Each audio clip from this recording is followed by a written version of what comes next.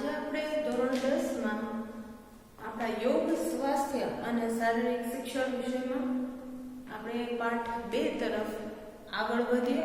આપણે અગાઉના લેક્ચરમાં પાઠ 1 અભ્યાસ કરી ગયા હતા કે અષ્ટાંગ યોગના અંતરણ અંગો, જેમાં આપણે જોયું ને યમ, નિયમ, આસન, પ્રાણાયામ, પ્રત્યાહાર, ધારણા, ધ્યાન ને સમાધિ। તો અષ્ટાંગ યોગનું જે આપણું મહત્વનું અંગ છે પ્રાણાયામ, એના વિશે આજે આપણે વિસ્તૃત અભ્યાસ કરીશું। તો આપણો પાઠ 2 છે એમાં આપણે આગળ વધીએ તો પહેલા તો પ્રાણાયામનો અર્થ શું થાય? એટલે પ્રાણ એટલે શ્વાસને રોકવો અથવા વિસ્તારવો। એની પ્રાણાયામની આપણે સંધિ સુધી પડી તો પ્રાણ વત્તા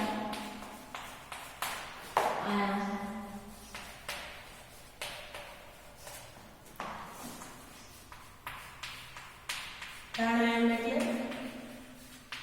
એની વ્યાખ્યા સમજીએ તો શ્વાસને રોકવો અથવા વિસ્તારવો।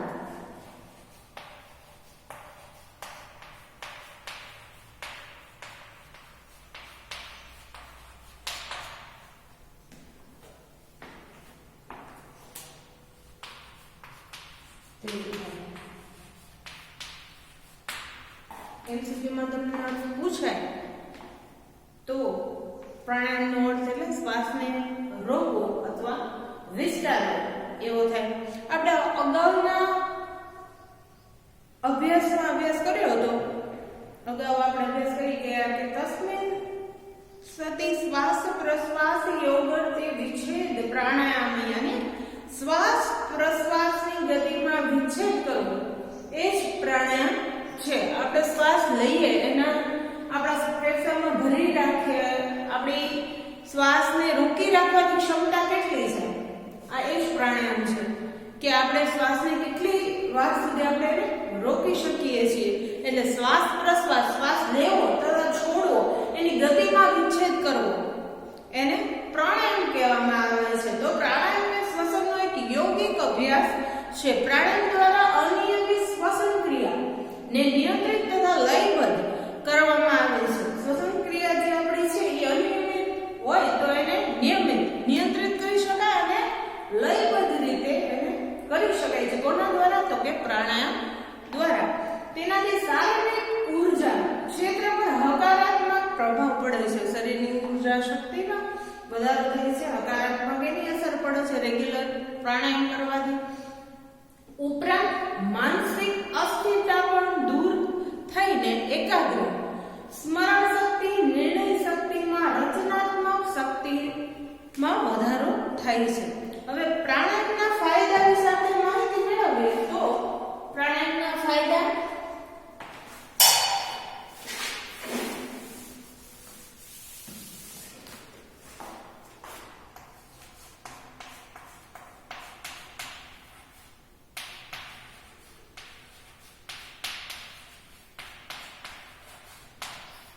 શું છે પ્રાણાયામના? તો એના વિશે માહિતી મેળવીએ તો એકાગ્રતામાં વધારો થાય, આ તો બધામાં જ આવશે। એકાગ્રતામાં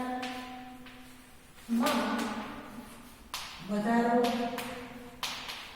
થાય છે, સ્મરણ શક્તિ વધે છે।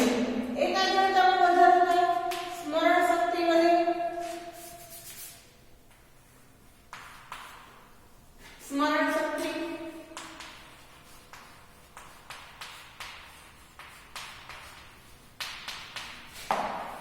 વધે છે એટલે કે આપણી યાદ શક્તિમાં વધારો થાય છે। જો કે વિદ્યાર્થી જીવનમાં જે આપણે જરૂરી છે યાદ શક્તિમાં વધારો થાય। પછી ત્રીજું પોઈન્ટ છે ફાયદામાં, પ્રાણાયામના ફાયદા આપણે જોઈ રહ્યા છીએ। એમાં ત્રીજો પોઈન્ટ છે નિર્ણય શક્તિમાં, રચનાત્મક શક્તિમાં વધારો થાય છે। નિર્ણય શક્તિમાં વધારો થાય છે,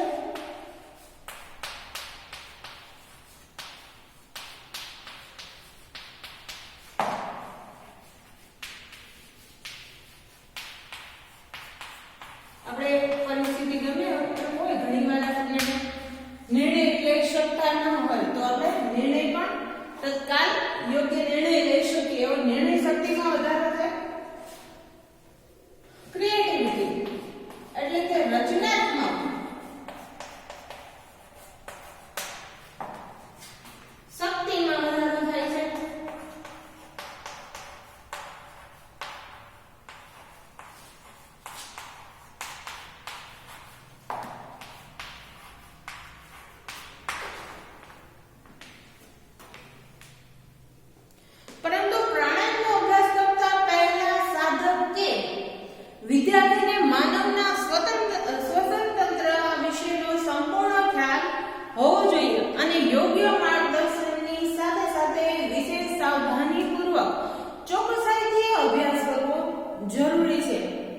અને તેથી જ હઠ યોગ પ્રદીપિકામાં વર્ણવ્યું છે કે પ્રાણાયામેન યુક્તેન સર્વરોગ ક્ષયો ભવેત અયુક્તાન્યાસ યોગેન સર્વરોગ સમુદ્ભવઃ. એટલે અર્થાત શું થાય એનું? યોગ્ય રીતે પ્રાણાયામનો અભ્યાસ કરવાથી શરીરના જે તમામ રોગો છે એ દૂર થાય છે, પરંતુ ખોટો અભ્યાસ કરવાથી બધા જ રોગ ઉદ્ભવે છે. પ્રાણાયામથી ફાયદા થાય, પણ એને તમે જાણતા હોય, યોગ્ય અભ્યાસ કરો તો જ એનો ફાયદો થાય, અથવા એનો અભ્યાસ તમારી પાસે પૂરતો તમને એનો ખ્યાલ ના હોય અથવા અધૂરી જાણકારી હોય તો શું થાય? રોગ ઉદ્ભવે છે. એટલે પહેલા પ્રાણાયામ કરતા પહેલા એની સંપૂર્ણ માહિતી મેળવી લેવી જરૂરી છે.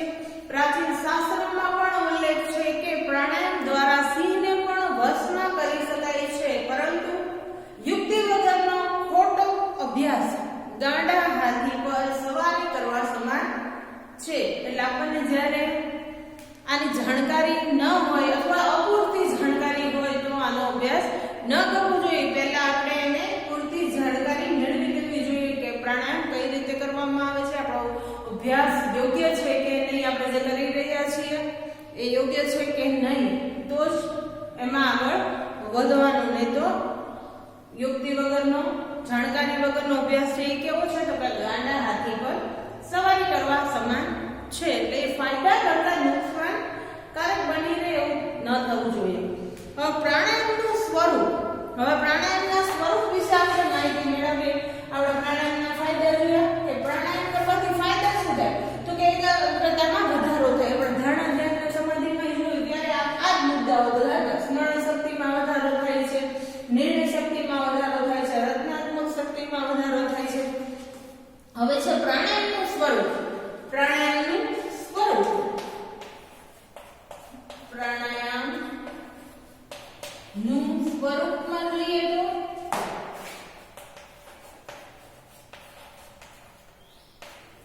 એમાં જો પૂરક, મહર્ષિ પતંજલિએ પ્રેરિત પ્રાણાયામના 4 પ્રકારે ભાગ પાડી શકાય છે. કઈ રીતે?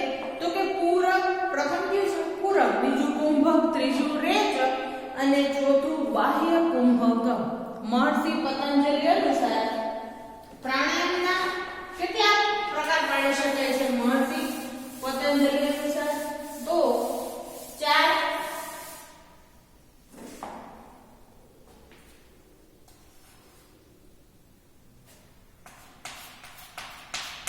પ્રાણાયામના 4 પ્રકારે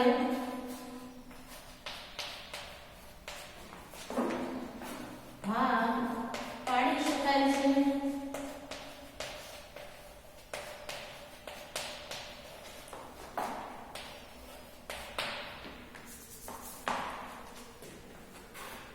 એમાં પ્રથમ છે પૂરક. પૂરક એટલે શું થાય? પ્રથમ છે પૂરક, બીજું છે કુંભક, ત્રીજું રેચક અને ચોથું છે બાહ્ય કુંભક. પૂરકમાં જેમાં શ્વાસને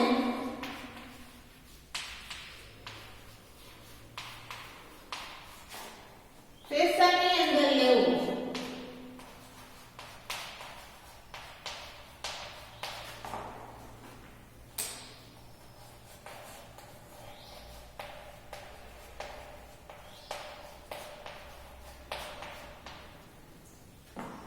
શ્વાસને અંદર લેવાનો છે. ત્યાર પછી કુંભક, બીજો પોઈન્ટ છે. પ્રાણાયામના 4 પ્રકારોમાં બીજો પોઈન્ટ છે કુંભક. તો કુંભક એટલે શ્વાસને શરીરની અંદર રોકી રાખવો, જેને અંતઃ કુંભક પણ કહેવાય છે. શ્વાસને શરીરની અંદર રોકી રાખવો, શ્વાસને શરીરની અંદર રોકી રાખવું, તેને અંતઃકુંભક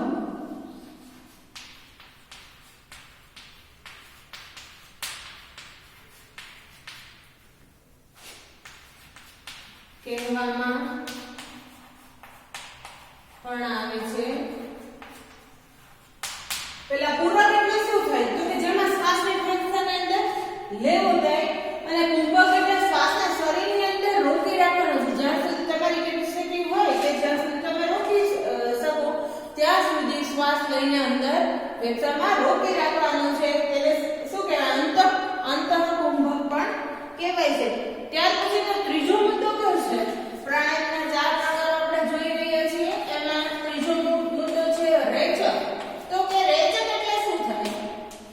પ્રથમ પૂરક, બીજો કુંભક અને ત્રીજું છે રેચક. રેચક એટલે શ્વાસને ફેફસાની અંદરથી બહાર કાઢવો. શ્વાસને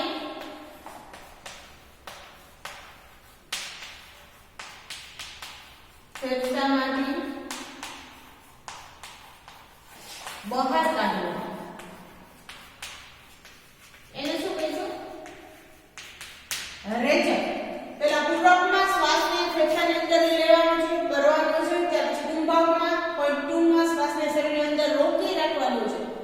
જ્યાં સુધી ક્ષમતા હોય ત્યાં સુધી એને અંતઃકુંભક પણ કહેવામાં આવે છે.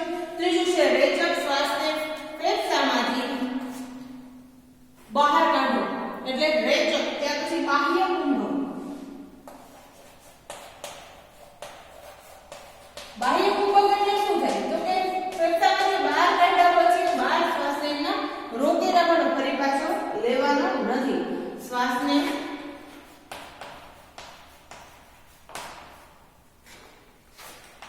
શરીરની બહાર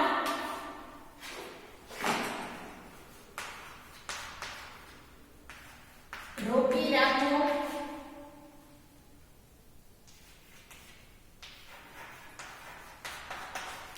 એને બાહ્ય કુંભક કહે છે. પ્રથમ આપણે જોઈએ પ્રાણાયામના 4 પ્રકારો પાડી શકાય છે, ભાગ પાડી શકાય છે. એમાં પૂરક એટલે શ્વાસને ફેફસાની અંદર લેવાનો છે. પછી કુંભકમાં તો કે શ્વાસને શરીરની અંદર રોકી રાખવાનો છે, બહાર નથી કાઢવાનો. આપણે લઈએ છીએ ને શ્વાસ અંદર શ્વાસ પ્રશ્વાસની જે પ્રક્રિયા છે એમાં આપણે શ્વાસને પ્રથમ પૂરકમાં ફેફસાની અંદર લેવાનો છે, ત્યારબાદ એને અંદર કુંભકની સ્થિતિમાં એને અંદર રોકી રાખવાનો છે. ત્યાર પછી રેચક તો શ્વાસને ફેફસામાંથી બહાર કાઢવાનો છે, અહીંયા રોકી રાખ્યો. ત્યારબાદ રેચક એટલે કે શ્વાસને બહાર કાઢવાનો છે. બાહ્ય કુંભક એટલે શ્વાસને શરીરની બહાર રોકી રાખવાનો છે, એટલે બહાર કાઢ્યા પછી ફરી પાછો અંદર લેવાનો નથી. ત્યાર પછી પ્રાણાયામ અર્થાત શ્વાસને પૂરેપૂરો ફેફસામાંથી બહાર કાઢી બહાર જ રોકી રાખવો એટલે ફેફસાને છે એ ખાલી કરી નાખવાના છે. પ્રાણાયામ માટેની આવશ્યક સૂચનાઓ એના વિશે આપણે અભ્યાસ કરીએ. આપણે આ અભ્યાસ કર્યો કે પ્રાણાયામના 4 પ્રકાર ભાગ પાડી શકાય છે. એના 4 પ્રકારો જોયા: પૂરક, કુંભક, રેચક, બાહ્ય કુંભક. તો હવે આગળ આપણે વધીએ તો પ્રાણાયામ માટેની જે આવશ્યક સૂચનાઓ છે એ શું છે તો કે હંમેશા હું તમને આસન સમયે જણાવતી હોઉં છું કે આસન છે એ હંમેશા એવા ખાલી પેટે કરવાનું હોય છે. આપણે કહીએ છીએ ને કે આસન છે સૂર્ય નમસ્કાર છે, આસન છે એ હંમેશા ખાલી પેટે અથવા જમ્યા બાદ 3-4 કલાક બાદ કરવાના હોય છે. એટલે તો એની આવશ્યક સૂચનાઓ શું છે તો એમાં પહેલું છે પ્રાણાયામનો અભ્યાસ હંમેશા ખાલી પેટે કરવો. પ્રાણાયામનો અભ્યાસ હંમેશા ખાલી પેટે કરવો.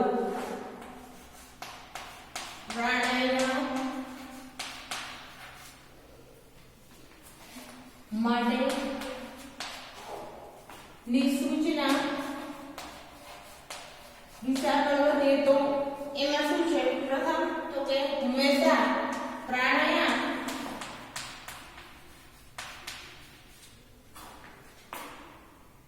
નો અભ્યાસ ખાલી પેટે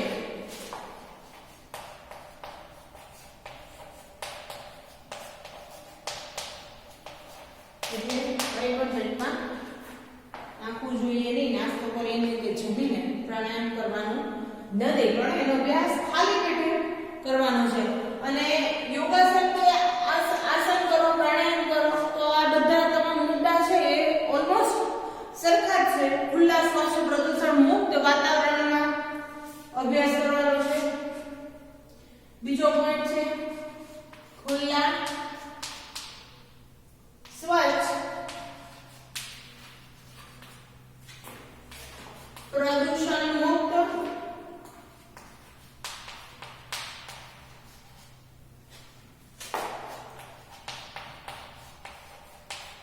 વાતાવરણમાં માળખાનો અભ્યાસ કરવો.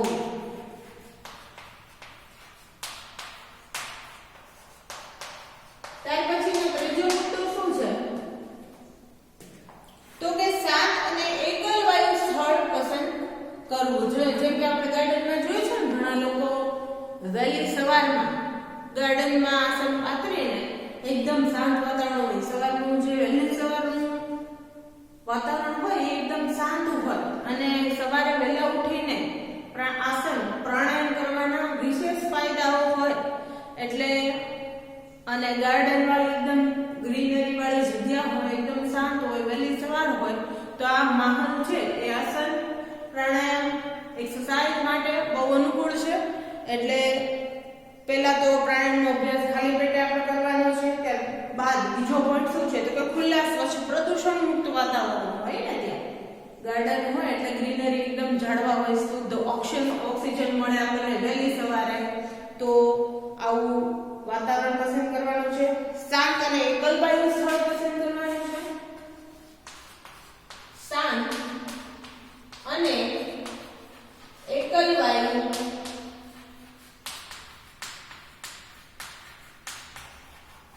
સ્થળ પસંદ કરવું.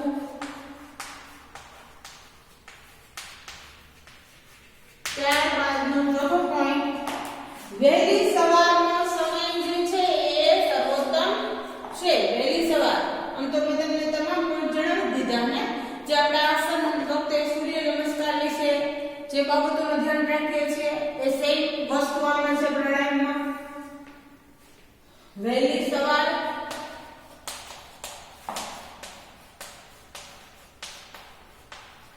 નો સમય ઉત્તમ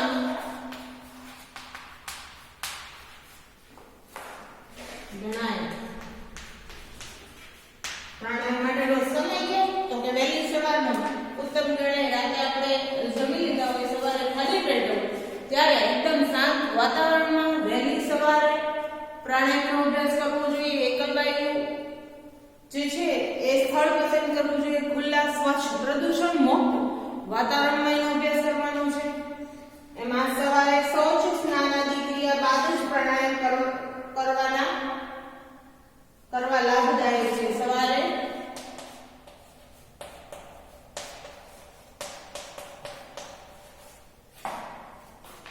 શૌચ સ્નાન આદિ કર્યા બાદ જ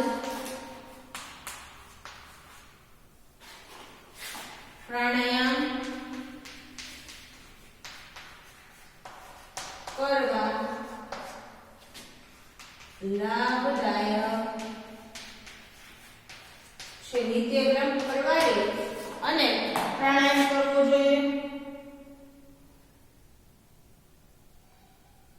પ્રાણાયામ પછી છઠ્ઠો પોઈન્ટ છે આપણો પ્રાણાયામમાં જરૂરિયાત અનુસાર પોતાની દ્રષ્ટિ મુદ્રા કે બંધ કે આસનોનો યોગ્ય પ્રમાણમાં વિનિયોગ કરવામાં આવે છે. પોતાને જે રીતે આપણે આગળ જોઈશું કે મુદ્રા અને મોટા ભાગે પ્રાણાયામ છે ને એ મુખ્યત્વે કેવા આસનમાં બેસીને કરી શકાય. તો પદ્માસન, સિદ્ધાસન, સ્વસ્તિકાસન, વજ્રાસન કે સુખાસન છે એ યોગ્ય છે. પ્રાણાયામ માટેના મહત્વપૂર્ણ આસન. પ્રાણાયામ કરતા પહેલા કયા આસનમાં આપણે બેસવું જોઈએ તો કે પ્રાણાયામ માટે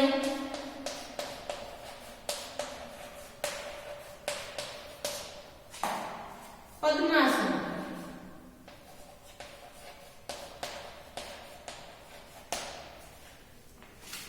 સિદ્ધાસન,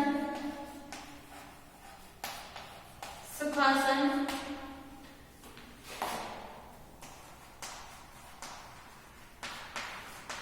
વજ્રાસન,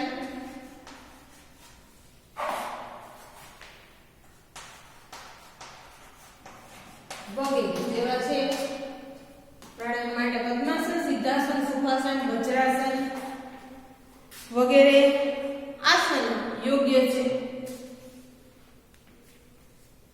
શરૂઆતમાં બીજી એક બાબત એ પણ ધ્યાનમાં રાખવાની છે કે શરૂઆતમાં અભ્યાસ કરીએ, જ્યારે શરૂઆત કરીએ ત્યારે વ્યક્તિએ પોતાની ક્ષમતા અનુસાર જ કુંભક કરવાનો છે, નહીં તો તે હાનિકારક બની જાય છે. કુંભક એટલે આપણે અભ્યાસ કર્યો ને કે શ્વાસને શરીરની અંદર રોકી રાખવો, એને શું કહેવાય? કુંભક કહેવાય. અંતઃ કુંભક કહેવામાં આવે છે. એટલે શ્વાસને અંદર ભરી રાખવાનો છે, લીધા બાદ ભરી રાખો, રોકી રાખો. એટલે શરૂઆતમાં પોતાની ક્ષમતા અનુસાર જ પહેલેથી આપણે વધારે પડતું જે છે એ અભ્યાસ કરવાનો નથી, પણ પોતે જ્યાં સુધી રોકી શકે ત્યાં સુધી અંદરમાં રોકી રાખવાનો છે. એટલે એ પણ જાણવું આવશ્યક છે કે શરૂઆતમાં આપણે થોડું થોડું કરીને આપણે એનો સમય વધારતો જવાનો હોય છે. રેગ્યુલર અભ્યાસ બાદ તમે એમાં પારંગત બની શકો. એટલે શરૂઆતમાં પોતાની ક્ષમતા અનુસાર છે એનો અભ્યાસ કરવાનો છે કુંભકનો.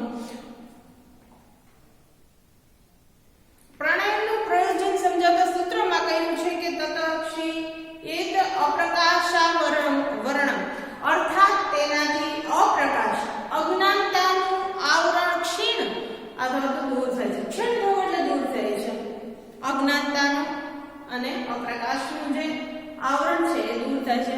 બુદ્ધિ સત્વ ઉપર પથરાયેલા આવરણનો ક્ષય થાય છે, જેથી શારીરિક દોષો ઉપરાંત રાગ, દ્વેષ જેવા માનસ વિકારો પણ દૂર થાય છે અને વ્યક્તિની વિવેક બુદ્ધિ જાગૃત થઈ છે. પ્રાણાયામના ફાયદા આપણે જોઈએ ને, એમાં વિશેષ ફાયદો શું છે?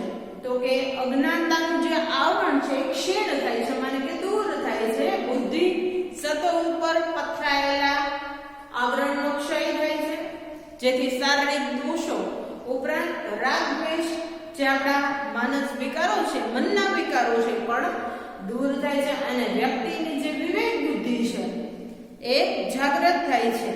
એમાં આપણે પ્રાણાયામમાં સર્વપ્રથમ આપણે જોઈએ અભ્યાસ કરીએ તો સૂર્યભેદન પ્રાણાયામ વિશેનો આપણે અભ્યાસ કરીએ. સૂર્યભેદન પ્રાણાયામ એટલે શું? તો એટલે આપણને ફાયદા બધા જણાવી દીધા. હવે આગળ વધીએ તો સૂર્યભેદન પ્રાણાયામ. સૂર્યભેદન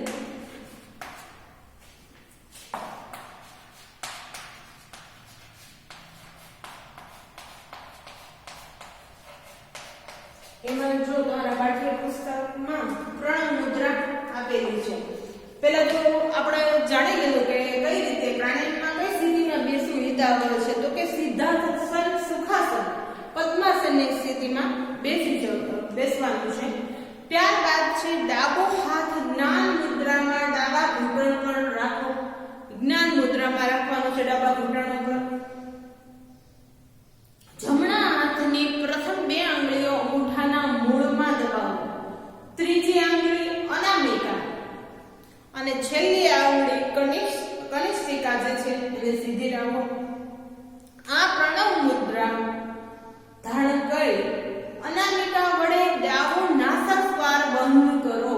ડાબા નાસાસ્વારને બંધ કરવાનું છે. જમણા નાસાદ્વાર વડે શક્ય તેટલો વધુ શ્વાસ ભરો. એક નાસાદ્વારને બંધ કરી દેવાનું છે અને જમણો નાસાદ્વાર છે એને શરૂ કરવાનું છે. પ્રણવ મુદ્રા છે એનું પિક્ચર તમારે પાઠ્યપુસ્તકમાં આપણે 3-10 સ્વાસ્થ્ય અને શારીરિક શિક્ષણની પાઠ્યપુસ્તકમાં પ્રણવ મુદ્રા જે છે આંગળીઓ દ્વારા દર્શાવેલી છે. તો એ મુદ્રા કરીને તમારે શું કરવાનું છે? તો કે ડાબુ નાસાદ્વાર જે છે એ આ પ્રણવ મુદ્રા કરીને બંધ કરવાનું છે. જમણો નાસાદ્વાર વડે શક્ય તેટલું વધુ શ્વાસ શરીરમાં ભરવાનું છે.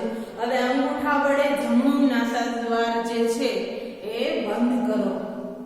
પછી ત્રીજો પોઈન્ટ શું છે? તો કે જાલંધર બંધ કરીને શક્ય હોય તેટલા સમય માટે અંતઃકુંભક કરવો. ત્યારબાદ ચોથું છે પણ અંતમાં જાલંધર બંધ છોડીને જમણા નાસાદ્વારને બંધ રાખીને ડાબા નાસાદ્વારથી પૂરેપૂરો શ્વાસ બહાર કાઢો. એટલે કે રેચક કરો. આપણે માહિતી મેળવી ને કુંભક, રેચક ને એના દ્વારા. તો ત્યાર પછીની સૂર્ય ભેદનમાં શ્વાસ લેવાની ક્રિયા હંમેશા જમણા નાસાદ્વારથી શરૂ થાય છે. જમણા નાસાદ્વારને શાસ્ત્રમાં સૂર્ય નાડી અથવા પિંગલા નાડી કે પુરુષ નાડી કહેવામાં આવે છે. હવે આવર્તનની સંખ્યા એટલે કરીએ છીએ આપણે પ્રાણાયામ, તો એના કેટલા આવર્તન કરવા જોઈએ? તો કે શરૂઆતમાં 12 આવર્તન કરવા, ક્રમશઃ વધારો કરતા કરતા 36 આવર્તન કરવા. શરૂઆતમાં કેટલા આવર્તન કરવાના છે? તો કે 12 આવર્તન કરવા. કરવું છોડવું, જમણી બાજુથી ડાબી બાજુ શ્વાસ ભરવાનો છે, છોડવાનો છે, ફરી પાછું ડાબા બાજુથી ભરવાનું, જમણા સાઈડથી છોડવાનું છે, અંદર પહેલા રોકી રાખવાનું છે, ત્યારબાદ છોડવાનું છે. તો આવર્તન કેટલી વાર કરવાનું? તો કે શરૂઆતમાં જ્યારે તમે પ્રાણાયામની શરૂઆત કરતા હો ત્યારે 12 આવર્તન કરવાના છે. ત્યાર પછી ક્રમશઃ એમાં વધારો કરતો જવાનો છે. જે રીતે આપણે સૂર્ય નમસ્કારમાં કરીએ છીએ કે શરૂઆતમાં થોડા આવર્તન, થોડા સૂર્ય નમસ્કાર કરવાના, ત્યાર પછી ધીમે ધીમે એમાં તમે વધારો કરી શકો. તો ત્યારબાદ વધારો કરીને કેટલા 36 આવર્તન સુધી કરી શકાય છે. હવે એના ફાયદા શું છે? તો કે આ સૂર્ય ભેદન પ્રાણાયામ કરવાથી એના ફાયદા શું થાય? તો એના વિશે આપણે માહિતી મેળવીએ. આગળ વધીએ. ફાયદા સૂર્ય ભેદન પ્રાણાયામના ફાયદા વિશે. તો ચહેરાના સ્નાયુને શુદ્ધ કરે છે અને મસ્તિષ્ક શુદ્ધ થાય છે. પહેલો ફાયદો શું છે? કે ચહેરાના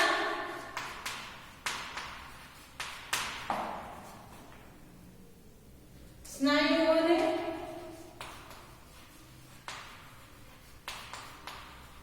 શુદ્ધ કરે છે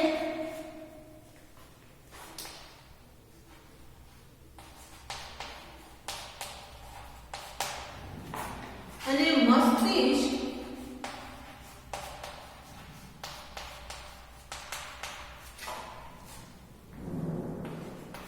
એટલે કે વિકારો દૂર થાય. મસ્તિષ્ક શુદ્ધ થાય છે. પ્રથમ ફાયદો આપણે જોઈ લીધો આ ફાયદો. ત્યાર પછી બીજો ફાયદો શું છે? સૂર્યભેદન પ્રાણાયામના ફાયદા જોઈ રહ્યા છીએ. એમાં બીજો ફાયદો શું છે? તો કે સાઇનસ જેવા નાસાદ્વારના રોગ દૂર થાય છે. જેને સાઇનસની પ્રોબ્લેમ હોય, સાઇનસ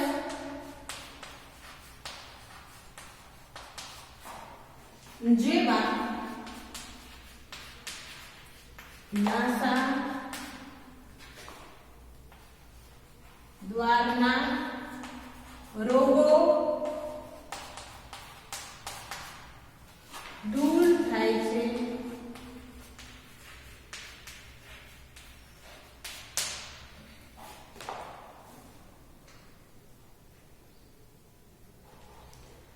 પછી એમાં ક્યારે માથાના વાળના મૂળમાં પરસેવો થાય છે તો શું એ સારી નિશાની છે.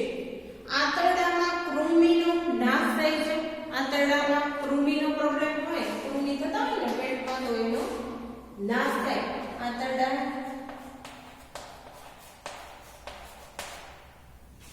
ના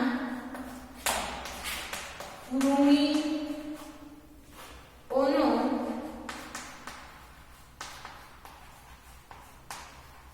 નાશ થાય છે. ત્યાર પછી ચોથો પોઈન્ટ જોઈએ તો કફ તથા વાયુના દોષો દૂર થાય છે અને શરીર ઠંડી સહન કરી શકે છે. કફની પ્રકૃતિ કોઈની હોય ને, થોડી ઠંડીની શરૂઆત થાય અથવા તો ઘણાને તો રહેતો જ હોય કફ, તો એ કફ તથા વાયુના કોઈ દોષો હોય તો એ દૂર થાય છે અને વ્યક્તિ છે એ શરીરને ઠંડી સહન કરી શકે છે. કફ તથા વાયુના જે દોષો છે દૂર થાય છે સૂર્યભેદન પ્રાણાયામ કરવાથી. અને શરીર છે ઠંડી સહન કરી શકે છે. ઘણા ઠંડીમાં વારંવાર બીમાર પડી જતા હોય, હજી તો સામાન્ય ઠંડી શરૂ થઈ હોય ત્યાં બીમાર પડી જાય. વ્યક્તિ છે ઠંડી સહન કરી શકે છે. તો ત્યાર પછી નો પાંચમો પોઈન્ટ આપણે જોઈએ તો નીચા બ્લડ પ્રેશર વાળા લોકો છે, લો બીપી ના દર્દી માટે આ અતિ ચમત્કારિક પ્રાણાયામ છે. કયું પ્રાણાયામ છે? ના ફાયદા આપણે જોઈ રહ્યા છીએ. તો સૂર્યભેદન પ્રાણાયામ, એના આપણે આટલા ફાયદા જોયા. એમાં બીજું પાંચમો ફાયદો છે નીચા બ્લડ પ્રેશર વાળા છે, નીચા બ્લડ પ્રેશર,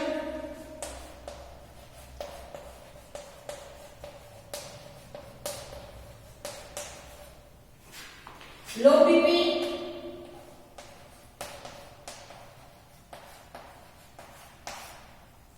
ના જે દર્દી છે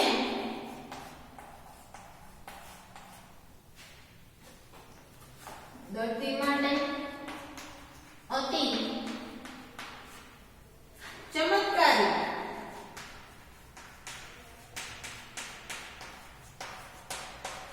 પ્રાણાયામ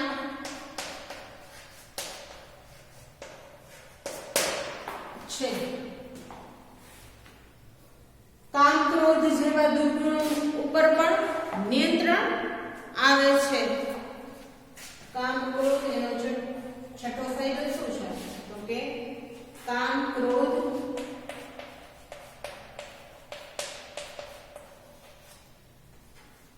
જેવા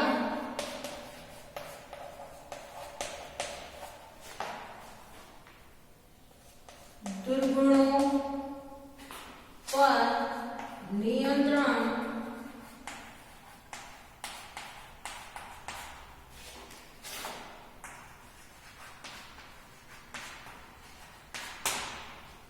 આવે છે. ત્યાર પછી પ્રાણને સુષુમ્ના સુધી લઈ જઈને કુંડલીની શક્તિ જાગૃત કરવામાં મદદરૂપ થાય છે. પ્રાણને સુષુમ્ના સુધી લઈ જઈને કુંડલીની શક્તિ પણ જાગૃત કરી શકાય છે. તો આ સાતમો જે છે એ આપણે ફાયદો જોઈએ તો પ્રાણને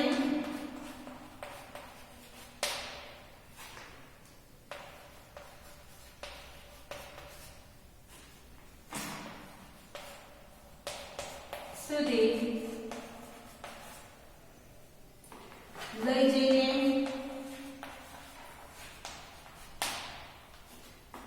કુંડલીની શક્તિ પણ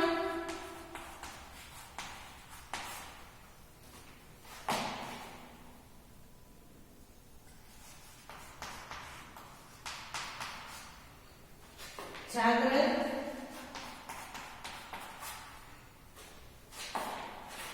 કરવામાં મદદરૂપ થાય છે. જેમ આપણે પહેલા પ્રથમ પાઠમાં આપણે જોયા ને અંતરંગ અંગોમાં આપણે જોઈ ગયા ને ધ્યાન, યમ નિયમ, આસન, પ્રાણાયામ, ધ્યાન, ધારણા અને સમાધિ. એમાં પણ મેં તમને કીધું હતું ને કે રેગ્યુલર અભ્યાસ દ્વારા આપણે કુંડલીની શક્તિ પણ જાગૃત કરી શકીએ છીએ. એ જ રીતે આ સૂર્યભેદન પ્રાણાયામ જે છે એના આપણે ફાયદા વિશેનો અભ્યાસ કર્યો તો ચહેરાના સ્નાયુઓને શુદ્ધ કરે છે અને મસ્તિષ્ક છે એટલે એ પણ શુદ્ધ થાય છે. એટલે જુદા જુદા જે વિકારો છે, કામ, ક્રોધ, આપણે વાતોમાં નાની નાની વાતોમાં ક્રોધ આવી જતો હોય તો એ પણ દૂર થાય છે. એટલે સાયનસ જેવા નાસાદ્વારના જે રોગ છે એ પણ દૂર થાય છે. પછી આંતરડામાં કૃમિઓ થઈ હોય તો એનો નાશ થાય છે. કફ તથા વાયુના જે દોષો છે, કોઈ કફ વાયુની પ્રકૃતિ હોય હંમેશા છે એ બારેમાસ કફ જેનું શરીરમાં રહેતો હોય તો એ તકલીફ દૂર થાય છે. શરીર ઠંડી સહન કરી શકે છે, ગમે તેટલી ઠંડી હોય તો પણ શરીર છે સહન કરી શકે છે. નીચા બ્લડ પ્રેશર, લો બીપીના દર્દી માટે અતિ ચમત્કારી પ્રાણાયામ છે સૂર્યભેદન પ્રાણાયામ. ત્યાર પછી કામ ક્રોધ, આ પોઈન્ટમાં આમાં તમને સમજાવી દીધું કે મસ્તિષ્ક શુદ્ધ થાય છે એટલે કામ ક્રોધ જેવા દુર્ગુણો પર નિયંત્રણ આવે છે. ત્યાર પછી પ્રાણને સુષુમ્ના સુધી લઈ જઈને કુંડલીની શક્તિ જાગૃત કરવામાં મદદરૂપ થાય છે. તો અભ્યાસ આપણે કર્યો સૂર્યભેદન પ્રાણાયામ. ત્યાર પછી આપણે હવે અહીંયા સુધી અટકીએ છીએ. ત્યાર પછી ચંદ્રભેદન પ્રાણાયામ નેક્સ્ટ લેક્ચરમાં જોઈશું. અનુલોમ વિલોમ પ્રાણાયામ, અનુલોમ અનુલોમ વિલોમ પ્રાણાયામથી બધા જ માહિતગાર છે અને આસાનીથી આપણે કરી પણ શકીએ છીએ. પછી શીતળી પ્રાણાયામ છે, ભસ્ત્રિકા પ્રાણાયામ છે, ત્યાર પછી શીતકારી પ્રાણાયામ છે. આ શીતળી પ્રાણાયામ એ થોડુંક કરવું મુશ્કેલ છે, પણ શીતકારી આ બધા અનુલોમ વિલોમ તો એકદમ ઈઝી છે. આપણે બાબા રામદેવ જે છે એ અનુલોમ વિલોમ પ્રાણાયામ કરાવે જ છે, આપણે કરીએ પણ છીએ. બહુ આસાન છે એ કરવું અને એના ફાયદા પણ ઘણા છે. એ આપણે આવતીકાલના નેક્સ્ટ લેક્ચરમાં જોઈશું. ચંદ્રભેદન પ્રાણાયામ વિશેનો અભ્યાસ કરીશું. અત્યારે આપણે અહીંયા સુધી પાઠ 2 માં આપણે અટકીએ છીએ પ્રાણાયામમાં. હવે નેક્સ્ટ લેક્ચરમાં આપણે